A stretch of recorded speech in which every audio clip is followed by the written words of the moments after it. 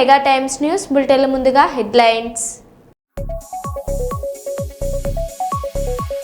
మత మార్పిడి అంశంపై కర్ణాటక సీఎం సిద్ధరామయ్య కీలక వ్యాఖ్యలు.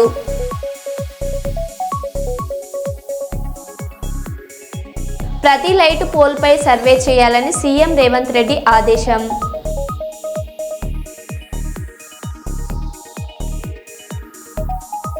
ఫిరాయింపు ఎమ్మెల్యేలపై జగదీష్ రెడ్డి ఘాటు వ్యాఖ్యలు.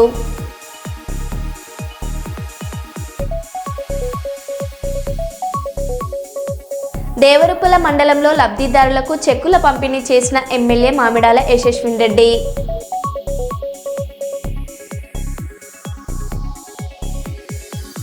తెలంగాణ పబ్లిక్ సర్వీస్ కమిషన్ ఆఫీసును ముట్టడించిన తెలంగాణ జాగృతి నాయకులు, కార్యకర్తలు.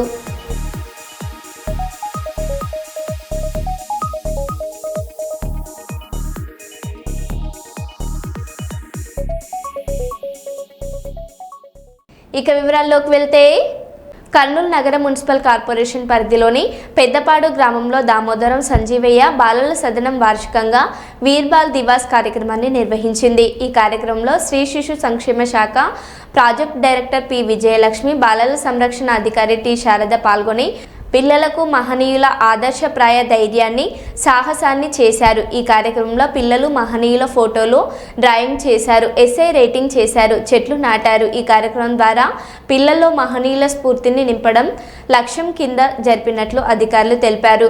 బాలల సదనం అధికారులు ఉమాదేవి, విమల, పుణ్యవతి, మునమ్మ, రోజా, మహిళా ఐక్య సంఘం అధ్యక్షురాలు మిసాల సుమలత తదితరులు ఈ కార్యక్రమంలో పాల్గొన్నారు. మంచిర్యాల జిల్లా తాండూరు మండలం ఆదారం టౌన్షిప్లో 77వ తెలంగాణ రైతాంగ సాయుధ పోరాట వార్షికోత్సవాల సందర్భంగా జెండా ఆవిష్కరణ కార్యక్రమం జరిగింది. ఈ కార్యక్రమంలో బయ్య మొగిలి ఏఐటియుసి గోలేటి బ్రాంచ్ ఉపాధ్యక్షులు, సిపిఐ మండల కార్యదర్శి కొండు బానేష్, సిపిఐ తాండూరు మండల నేతలు పాల్గొన్నారు.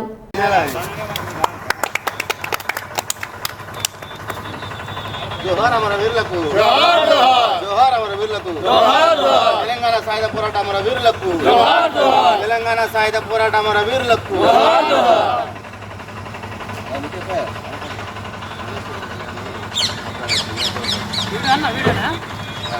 వీడియో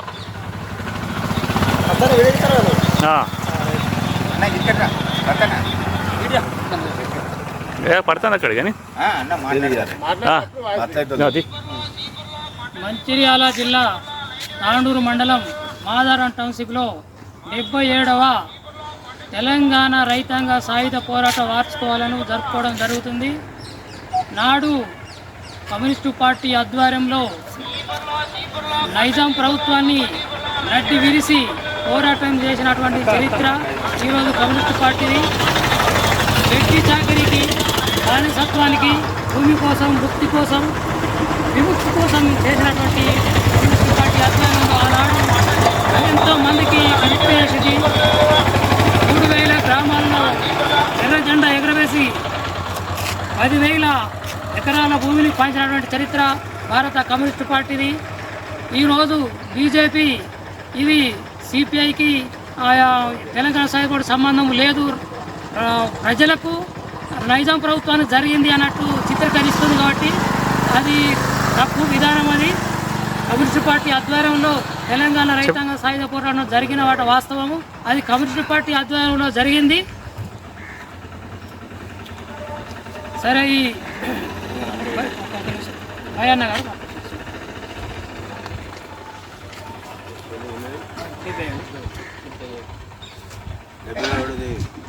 వారోత్సవాలు తెలంగాణ సాయుధ పోరాటం విషయంలో, మరి అదేవిధంగా తెలంగాణ అమరవీరులకు, అదేవిధంగా సాకల ఐలమ్మ గారికి, మరి ఎంతోమంది ఈ తెలంగాణ గురించి పోరాటం చేసి కొన్ని వేల మంది చనిపోవడం జరిగింది. వాళ్ళందరి జ్ఞాపకార్థం ఈరోజు వాళ్ళ పేర్లను మనం జ్ఞాపకం చేసుకుంటూ ఈ వారోత్సవాలు 6 రోజులు జరపాలని పయనించడం హైకమాండ్ చెప్పడం జరిగింది. దానికి ఈరోజు మనం వారోత్సవాల ప్రకారంగా ఈ అమరవీరులందరికీ మనము జోహార్ తెలుపుతూ నాకు ఈ సమయం ఇచ్చిన మీ అందరికీ పేరుపేరందరికీ నమస్కారం. జోహార్ అమరవీరులకు, జోహార్ జోహార్. కర్నూలు పాతబస్తీ వన్ టౌన్ పరిధిలోని పురాతన రాంబొట్ల దేవాలయం యొక్క స్థితిగతులు, అభివృద్ధికై తీసుకోవాల్సిన చర్యలు తదితర అంశాలపై ఇవాళ రాంబొట్ల దేవాలయాన్ని సందర్శించిన విహెచ్పి ప్రతాప్ రెడ్డి గారు, న్యాయవాది మోహన్ కృష్ణ గారు, ఆలయ చైర్మన్ గారు, విహెచ్పి కార్యకర్తలు, స్థానిక కార్పొరేటర్ శేష్ యాదవ్ గారు మరియు స్థానికులు. సంబంధించిన ఫైల్ ఏముందో ఆ ఫైల్ ఫుల్షీట్లో మెయింటైన్ చేయండి.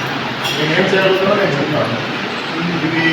ఇది వాళ్ళ వెనకలు ఎన్నోమెంటు ప్రజల పైన ఈ కమ్యూనికేషన్ గ్యాప్ హిందువులు ఎందుకు సఫర్ కావాలి ఏంటంటే ఎందుకు సఫర్ కావాలి మేము మీకు అసిస్ట్ చేయడానికి రెడీ ఉన్నాం.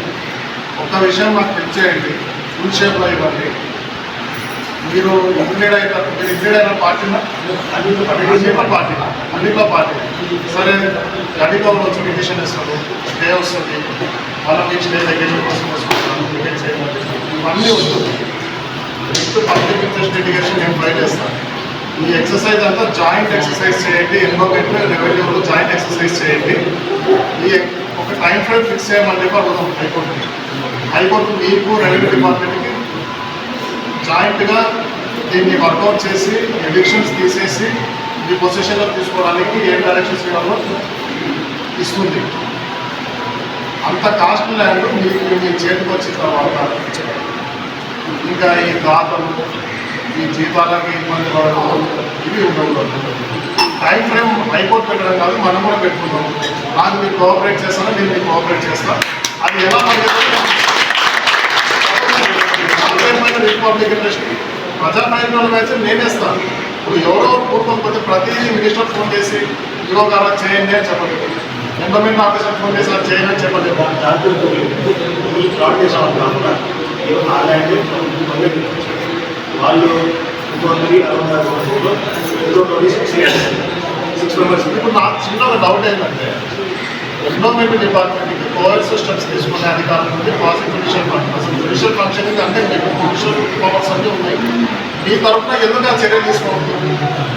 మీరెందుకు ప్రారంభించుతారు? మేము మన డిపార్ట్మెంట్ నుంచి ఎంక్రోచ్మెంట్ అయితే మేము ముందు చేయాలి. ఎంక్రోచ్మెంట్ కాదు, మాకు రైట్ఫుల్ టైటిల్ ఉంది. గవర్నమెంట్ ఇచ్చిన టైటిల్ మేము ఎంక్రోచర్ మేము రైట్ఫుల్ టైటిల్ ఉంటుంది. ఇల్లు ప్రొసెసర్ ఫాలో అయ్యాలంటే పట్టాలు కాదంటే పట్టాలు ఇష్యూ చేసే ఎక్సర్సైజ్ అంటే కంప్లీట్ అవ్వదు. ఎక్సర్సైజ్ నాకు తెలిసైతే 20 సంవత్సరాలు ఇది పట్టాలు ఇచ్చిన పై అధికారికి అది లేదు. నెక్స్ట్ పై అధికారి నెక్స్ట్ పై అధికారి ఆర్టీఓ కన్సల్ట్ ఆర్టీఓతో నేను మాట్లాడతాను. ఆర్టీఓని అవసరం ఉంటే వెళ్ళి కలుస్తాను. ఆర్టీఓకి ఒక టైం ఫ్రేమ్ పెట్టుకోండి. మీరు అందరూ నోటీసులు ఏదో ప్రేమ లెక్కలు పంపించినట్టు వాళ్ళు రాదు, ఖచ్చితంగా రావాలి. వాడు ఎందుకు వస్తాడు? వాళ్ళు పట్టాలు రద్దు చేశారంటే రానప్పుడు ఏం చెప్పింది చట్టం, ఏం చెప్పింది డ్యూ ప్రాసెస్ ఫాలో అవ్వండి, క్యాన్సిల్ చేసేయండి. ఇమీడియట్గా వాట్ఫుడ్ బేసిస్లో ఎండోమెంట్కి అప్పచెప్పండి. కార్యకర్తలు స్వయంగా వచ్చి కంచాల్సిన లేదు, కార్యకర్తలు రోడ్లో క్లీన్ చేసి పడేస్తాం. అంత వాల్యుబుల్ ల్యాండ్ మీ చేతికి వచ్చిన తర్వాత దాన్ని ఇన్కమ్లోకి ఎట్లా తీసుకొస్తాను దయచేసి చేయండి. పర్సనల్ కామెంట్ నేను డెవలప్మెంట్ చేస్తాను. మీరు సహకరించండి. మేము అంతకంటే డబల్ రేటింగ్ మీకు అసిస్టెంట్ చేస్తాం. జై శ్రీరామ్. స్థానిక ఎన్టీపీసీ విక్టరీ షోటోకాన్ కరాటే అకాడమీకి చెందిన పలువురు విద్యార్థులు karate black belt grand championship 2025లో బంగారు, రజత, కాంస్య పథకాలను సాధించారు. వారిని మంగళవారం యూపీఎస్ దుర్గయ్యపల్లి పాఠశాలలో సమతా సైనిక్ దళ్ ఎన్టీపీసీ కమిటీ ఆధ్వర్యంలో సన్మానించారు. ఈ కార్యక్రమంలో సమతా సైనిక్ దళ్ రాష్ట్ర నాయకులు, సమతా ఫౌండేషన్ చైర్మన్ దంపతులు దుర్గం ప్రమీల, నాగేష్లు పాల్గొని విజేతలను అభినందిస్తూ శాల్వాలతో ఘనంగా సన్మానించారు. స్థాయి కరాటే పోటీల్లో మన రామగుండం చెందినటువంటి అన్నపూర్ణ కాలనీలో ఈ చుట్టుపక్కల ఉన్న ఏరియాలో పిల్లలందరూ కూడా 30 మంది దాకా గోల్డ్, సిల్వర్ మెడల్స్, ప్రశంస పత్రాలు గెలుచుకున్నందుకు చాలా ఆనందంగా ఉంది. చిన్నపిల్లలు అంటేనే మనకు ఒక అందరి దృష్టిలో ఒక మంచి స్వభావం, మంచి పిల్లలను చూస్తేనే మనకు ఆనందం కలుగుతుంది. ఇటువంటి ఇక్కడ ఉన్నటువంటి ఇప్పుడు ప్రజెంట్ అన్నపూర్ణ కాలనీలో మాస్టర్ గారు, రాము గారు, మరి సురేష్ మాస్టర్ గారు వాళ్ళ ఎంకరేజ్మెంట్ తోటి ఇంతమంది పిల్లలు అవార్డ్స్ గెలుచుకోవడం చాలా ఆనందంగా ఉంది. అలాగే పిల్లలకు సార్ చెప్పినట్టు మనం పిల్లలందరూ కూడా మనం అవకాశం వచ్చినప్పుడు ముందు అవకాశాలు చాలా వస్తూ ఉంటాయి. మనకి ఇంకా భవిష్యత్తు ఉన్నది. ముందు ఇంకా మీరు ప్రయత్నం చేస్తుంటేనే మరింత భవిష్యత్తులో ఉన్నత స్థాయికి వెళ్తారని మనస్ఫూర్తిగా కోరుకుంటూ అందరికీ జై భీమ్. Thank you Yuvraj. అదేవిధంగా నిన్నటి ఛాంపియన్షిప్ విన్నరు మరి మల్లెపల్లి మంజునాథ్ కూడా ఒక నిమిషం అట్లా పరిచయం చేసి చెప్పు. అది నీకు ఇది పెద్ద ఇది తమ్ముడు, వీళ్ళందరికీ నువ్వు మార్గదర్శిని. నువ్వు అట్లా మాట్లాడుకుంటుంటే కాదు, నీ ఎక్స్పీరియన్స్ చెప్తాను. న్యూస్లో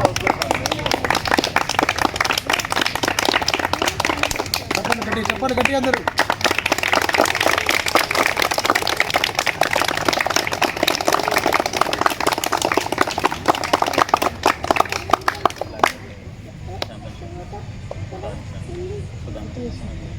స్టార్ట్.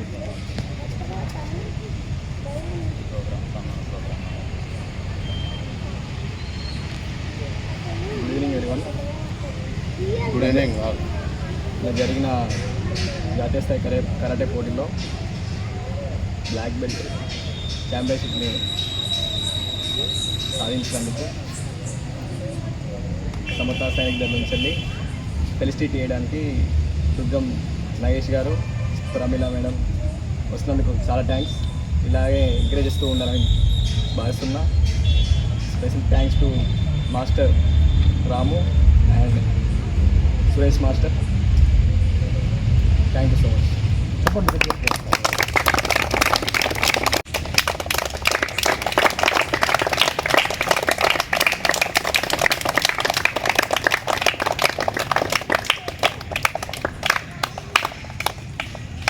నిన్న జరిగిన జాతీయ స్థాయి టోర్నమెంట్లో మన ఎన్టీపీసీ విద్యార్థి మల్లెపల్లి మంజునాథ్ గ్రాండ్ ఛాంపియన్షిప్ సాధించిన విషయం తెలుసుకొని మన సమతా సైనిక్ సార్ ఆర్గనైజేషన్ నుంచి దుర్గం నాగేష్ గారు, ప్రమీల గారు వారిని ఎంకరేజ్ చేసినందుకు వారికి ప్రత్యేకమైన అభినందనలు సార్, కృతజ్ఞతలు సార్, ధన్యవాదాలు. ఇలాంటి ప్రోగ్రామ్స్ వల్ల పిల్లలకి ఎంకరేజ్మెంట్ ఉండి వాళ్ళు భవిష్యత్తులో ఇంకా మరిన్ని విజయాలు సాధించడానికి ఇంకా ముందు కష్టపడడానికి సిద్ధంగా ఉంటారు సార్. అండ్ పిల్లలకి ఇంకొక విషయం చెప్పాల్సింది ఏంటంటే మనం కష్టపడుతూ వెళ్తూ ఉండాలి అంతే. అవకాశాలు ఎప్పుడో ఒకసారి వస్తూ ఉంటాయి, దాన్ని చేజిక్కించుకోవడానికి మనం రెడీగా ఉండాలి. ఓకేనా? దానికి నిదర్శనం మన మంజునాథ్. డైలీ మార్నింగ్ ఈవినింగ్ ఇప్పటివరకు ఒక క్లాసులో మిస్ చేయకుండా కూడా కష్టపడుతూ ఉంటాడు. సో దానికి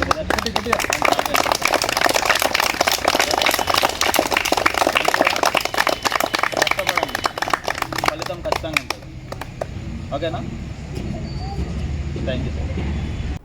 కర్నూలు జిల్లా కలెక్టరేట్ కార్యాలయంలో జర్నలిస్టులు హెల్త్ కార్డుల సమస్యలను పరిష్కరించడానికి సీనియర్ జర్నలిస్ట్ మిసాల రామస్వామి ఆధ్వర్యంలో సమావేశం జరిగింది.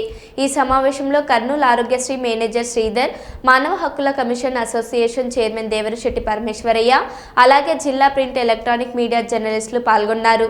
జర్నలిస్టుల మిసాల రామస్వామి, వారణాసి ప్రసాద్, రవి, శ్రీను తదితరులు మాట్లాడారు. ప్రాబ్లం సాల్వ్ లేదంటే మా నెంబర్స్ ఉంటాయి సార్. టీమ్ లీడర్ కాడ నుంచి డిస్ట్రిక్ట్ మేనేజర్ కాడ నుంచి డిస్ట్రిక్ట్ కోఆర్డినేటర్ నెంబర్స్ అక్కడే డిస్ప్లే ఉంటాయి సార్. మీరు ఆన్ ద స్పాట్ మీరు కాల్ చేయండి సార్, మేము అడ్రస్ చేస్తాం. నేనంటే దాని మీద ఒక అవగాహన సదస్సు పెట్టుకొని కలెక్టర్ గారిని కానీ డీడీ గారిని కానీ పిలిపించుకొని ఒకసారి విలేకరుల సమావేశం ఏర్పాటు చేసుకొని నేను ఈ విధంగా చెప్తే అందరికి ప్రైవేట్ హాస్పిటల్స్ కూడా చెప్పారు కదా వాటి ప్రాబ్లం గురించి ఆలోచించారు. సార్ ఇప్పుడు ఎన్టీఆర్ వైద్య స్కీమ్ కింద వర్కింగ్ జర్నలిస్ట్ హెల్త్ కార్డు ఉన్న వాళ్ళకి కూడా అప్లికబుల్ సార్. సో మీరు ఇప్పుడు మనం డిస్కషన్ చేసిన ప్రకారము మీరు చెప్పినట్టే ప్రతి ఒక్క హాస్పిటల్కి వర్కింగ్ జర్నలిస్ట్ వర్తిస్తుంది. Already everyone knows this sir. అది ఇన్ఫర్మేషన్ మళ్ళీ ఒకసారి స్ట్రెస్ చేసి చెప్తాము.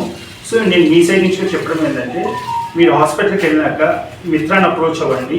అప్రోచ్ మీ కార్డు గురించి చెప్పండి. స్టిల్ ఫర్దర్ మీకు ఏదైనా ఒక ప్రాబ్లం వచ్చినా మాకు హైర్ అఫీషియల్స్ నెంబర్స్ అక్కడ డిస్ప్లే ఉంటే మీరు కాల్ చేస్తే ఇమీడియట్గా అడ్రస్ చేస్తాము. ఎమర్జెన్సీ అయినా కూడా మీరు ఏం టెన్షన్ పడాల్సిన పని లేదు. ఒకవేళ మీకు అక్కడ ఏదైనా డిస్టర్బెన్స్ ఫీల్ అయ్యి ఇబ్బంది ఫీల్ అయినా మాకు కాల్ చేస్తే మనకు జీతం పొందుతున్న వారు కొంతమంది, కానీ 80% వాళ్ళు అడపదడప జీతాలతో పనిచేస్తూ వాళ్ళ కుటుంబాలను ఈగిస్తున్నారు. అయితే మాకు ఉండేది ఒకే 2 ఆప్షన్స్, ఒకటి హెల్త్ కార్డు, ఒకటి బస్ పాస్. అయితే కనీసం అవి ఇంప్లిమెంటేషన్ అంటే అవి పనిచేయడం విధానంలో కొంత వర్తింపు వచ్చేలాగా చర్య తీసుకోవాలని చెప్పేసి మేము కోరుతున్నాము. ఖచ్చితంగా అన్ని ప్రైవేట్ హాస్పిటల్లో జర్నలిస్టులకు హెల్త్ కార్డు ఆధారంగా వైద్య సేవలు అందించగలరని మనస్ఫూర్తిగా కోరుకుంటూ మన మధ్యన మానవ కమిషన్ చైర్మన్ గారు దేవశెట్టి పరమేశ్వర ఉన్నారు కనుక సార్ వారి సాయం తీసుకుని కనుక మనం వీటిపైన ముందు తీసుకెళ్తామని చెప్పేసి తెలియజేస్తున్నాను. Thank you sir. Thank you sir. Devasetti Parameswaraiah, human rights commission chairman in Andhra Pradesh.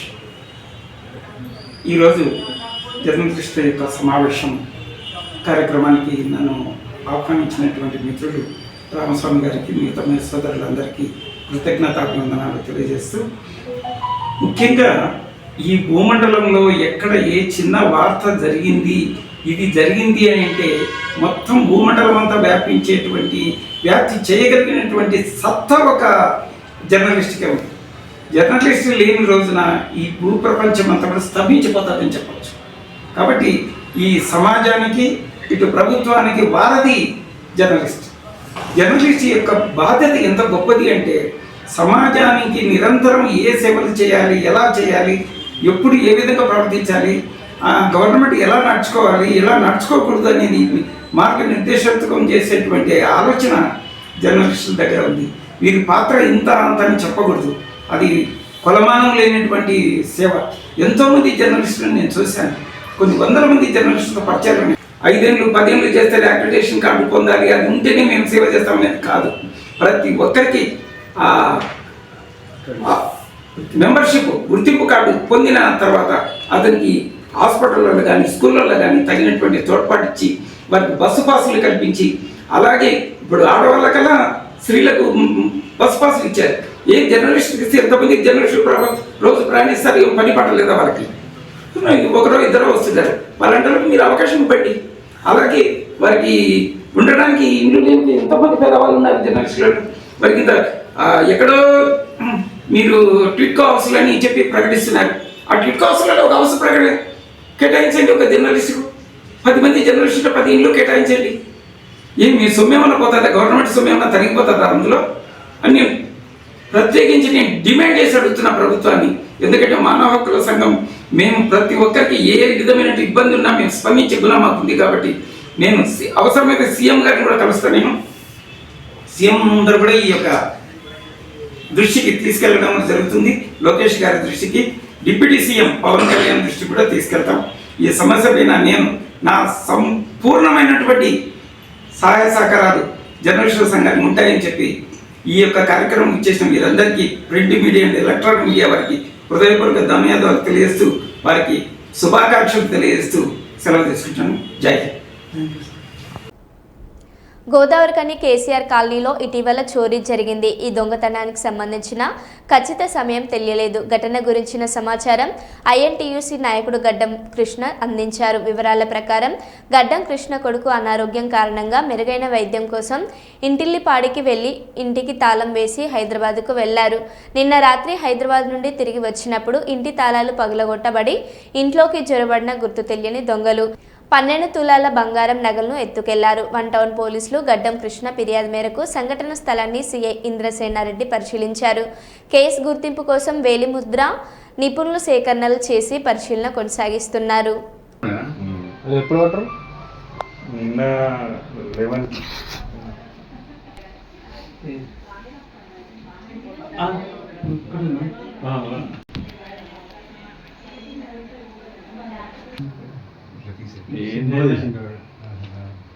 మనం బలవంతంగా పెడితే బలవంతం చేసి మనం బలవంతం పెట్టలేదు. సింపుల్ ఓపెన్ పెట్టినాం, ఓపెన్ చేసుకొని తీసుకున్నారు.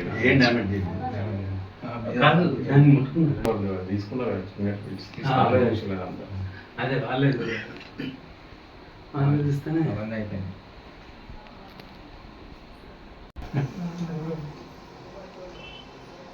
ఓకేనా జరిగింటే మీరు కొంచెం జాగ్రత్త పడేది. జాగ్రత్త ఉండటం మా చిన్నోని హెల్త్ బాగాలేదు, ఆయన ఏం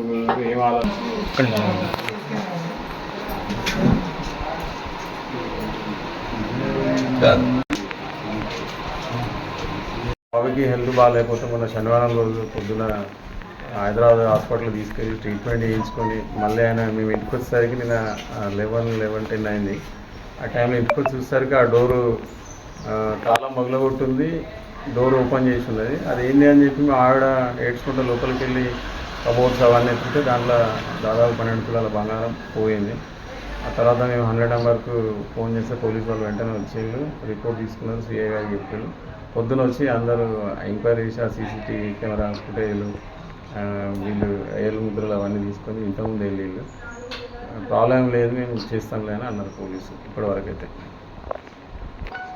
హారం ఒకటి 5 తులాలు, నల్ల పూసలు ఒకటి 3.5 తులాలు, మా బాబుది గోల్డ్ చైన్ 1 తులము, మా బాబు ఉంగరం ఒకటి 1/2 తులము, 6 తులాలు పట్టీలు, మా ఆవిడ 2 చెవులు అవి పేరు తెలియదు. ఇవన్నీ కలిసి మొత్తం లెక్కేస్తే 12 తులాలు పోయినాయి.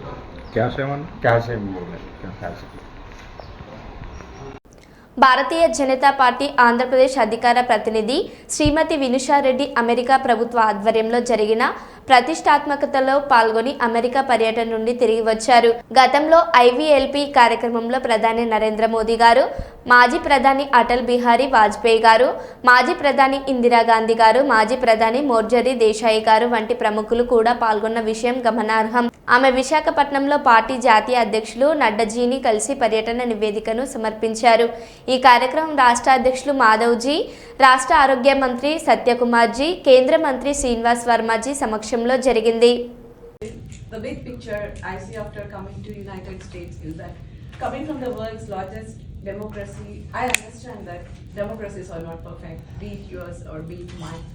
But still, considering the age of conflicts, I feel democracy is the only way to solve any issues because we face a lot of societal, cultural and economic challenges. And I, after coming here, understand the level of governance, be it federal, the state level or the local.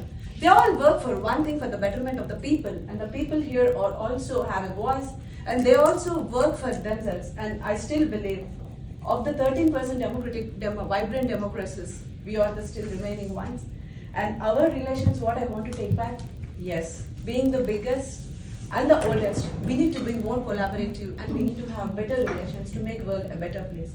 And coming to the second point, what project I would think upon, I was overaware when I saw the Capitol building of US. The first picture I saw was Christopher Columbus landing and a spear which he was heading towards the local Native American Indians.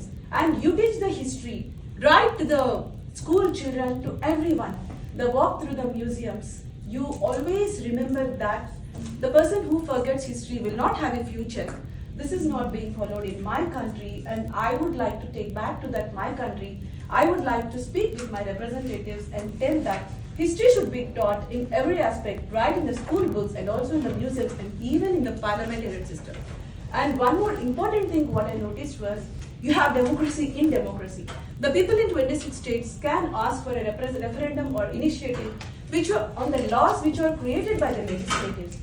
I mean, they can even literally change the policies. So this is one more thing I would like to change. And the perception of US, it has changed.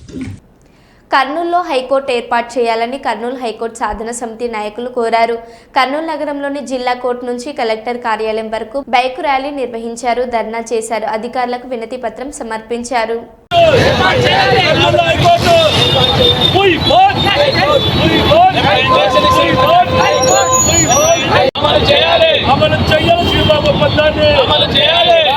కోల్పోయిన Kurnool high court వెంటనే మేల్కోండి, కర్నూలు ప్రజలు బతుకుతారా? ప్రజలు బతుకుతారా?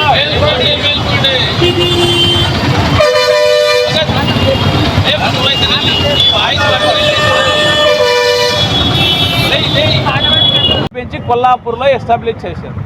మరి నిజంగా చిత్తశుద్ధి అంటూ ఉంటే high court bench మేము వచ్చిన వెంటనే కర్నూలులో ఎస్టాబ్లిష్ చేస్తామని మీరు హామీ ఇచ్చారు మీ పార్టీ పరంగా. కానీ మీరు ఎందుకు నిలబెట్టుకోలేకపోతున్నారు? కేంద్రంలో ఉన్నటువంటి బీజేపీ కూడా మేము ఇక్కడ రాయలసీమ డిక్లరేషన్ పరంగా ఇక్కడ ఎస్టాబ్లిష్ చేయడానికి హైకోర్టుకి మేము సుముఖత ఉన్నాము. ఇక్కడ ఉన్నటువంటి రాజకీయ పార్టీ ప్రధానంగా సీఎం గారు హైకోర్టు జడ్జితో మాట్లాడి మాకు లెటర్ పంపించండి, మేము చేస్తామని చెప్పారు.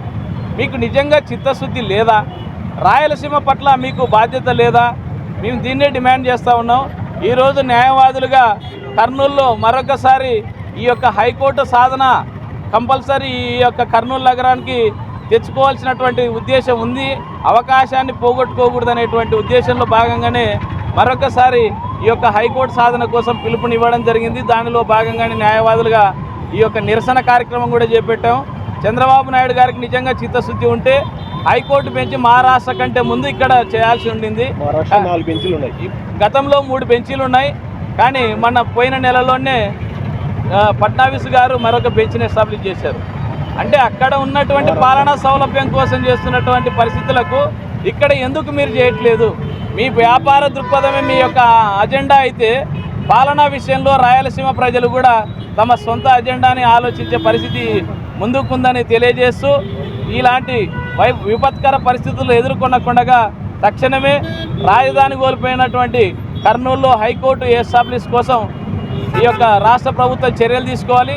రాజకీయ పార్టీలు కూడా సహకరించాలని కోరుకుంటున్నాం. నా పేరు నరసింహ, న్యాయవాది, కర్నూలు. భారతదేశంలో వివక్షకు గురవుతున్నటువంటి ప్రాంతాల్లో ఏదైనా ఉందనంటే ప్రధానంగా రాయలసీమ ప్రాంతం అని చెప్పుకోవాల్సినటువంటి పరిస్థితి ఏర్పడింది. దీనికి కారణం ఆంధ్ర రాష్ట్రం ఏర్పడినప్పుడు 1953లో ఇక్కడ కర్నూలు నగరంలోనే రాజధానిగా ఉండేది. 1956 తర్వాత ఈ యొక్క రాజధానిని హైదరాబాద్కి షిఫ్ట్ చేసి తెలుగు వాళ్ళల్లో ఒక రాష్ట్రంగా ఉండాలనేటువంటి ఉద్దేశంలో హైదరాబాద్ని ఆనాడు రాజధానిగా మార్చి ఉమ్మడి ఆంధ్రప్రదేశ్గా మార్చారు. తర్వాత తెలుగు వాళ్లకు సపరేట్ రాష్ట్రం కావాలని తెలంగాణ వాళ్ళ యొక్క డిమాండ్ కోరిక మేరకు 2014లో ప్రత్యేక రాష్ట్రంగా తెలంగాణ ఏర్పడిన తర్వాత నాటి రాజధానిగా ఉన్నటువంటి కర్నూలు నగరంలో మళ్ళా రాజధానిగా ఎస్టాబ్లిష్ కావాల్సినటువంటి సమయం ఉండింది. కానీ ఈ యొక్క రాజకీయ కారణాల వల్ల, రాజకీయ నాయకుల యొక్క సంకుచిత ఆలోచనల వల్ల ఈ యొక్క కర్నూలు నగరం రాజధాని కోల్పోయినటువంటి ప్రాంతంగా రాయలసీమ మిగిలిపోయిన పరిస్థితి ఉంది. దీనిలో భాగంగానే మేము 2014 రాష్ట్రం విడిపోయిన తర్వాత ఇక్కడ విద్యార్థి సంఘాలు, ప్రజా సంఘాలు, న్యాయవాదులుగా రాజధాని కావాలి అని డిమాండ్ చేయడంతో పాటు రాజధాని రానప్పుడు కనీసం హైకోర్టు అన్న ఎస్టాబ్లిష్ ఇక్కడ చేయాలనేటువంటి ఉద్దేశంతో ఇక్కడ ఎన్నో ఉద్యమాలు చేయడం జరిగింది. 2018లో ఆనాడు టీడీపీ గవర్నమెంట్ ఉన్నటువంటి పాలనా కాలంలో కూడా పెద్ద ఎత్తున ఉద్యమాలు చేశాం. అప్పుడు ఆనాడు ఉన్నటువంటి నారా చంద్రబాబు నాయుడు గారు, ప్రస్తుత ముఖ్యమంత్రి గారు అప్పుడు చేస్తున్నటువంటి ఉద్యమాలకు మేము ఇక్కడ హైకోర్టు బెంచ్ పెడతామని చెప్పి ఎలాంటి ఎస్టాబ్లిష్మెంట్ కూడా ఇక్కడ చేయలేదు. తర్వాత వచ్చినటువంటి వైకాపా పార్టీ ఆధ్వర్యంలో వచ్చినటువంటి జగన్మోహన్ రెడ్డి సీఎంగా ఉన్నప్పుడు ఇక్కడ హైకోర్టు ఎస్టాబ్లిష్ చేస్తామని చెప్పారు. ఆయన కూడా ఇక్కడ ఇంప్లిమెంట్ చేయలేదు. మేము ప్రధానంగా డిమాండ్ చేస్తున్నది ఏంటంటే చంద్రబాబు నాయుడు గారు నిజంగా. మరో బులెటిన్లో మళ్ళీ కలుద్దాం. Stay tune.